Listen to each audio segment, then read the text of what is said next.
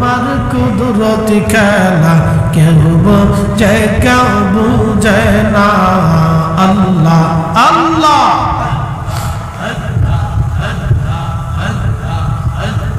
কাউকে রাখো গাছ তলাতে কাউকে রাখো বালাখানায় আল্লাহ কাউকে রাখো গাছ তলাতে কাউকে রাখো বালাখানায় আল্লাহ তোমার কুদরতি খেলা কেউ বোঝে কেউ বুঝে না আল্লাহ আল্লাহ আল্লাহ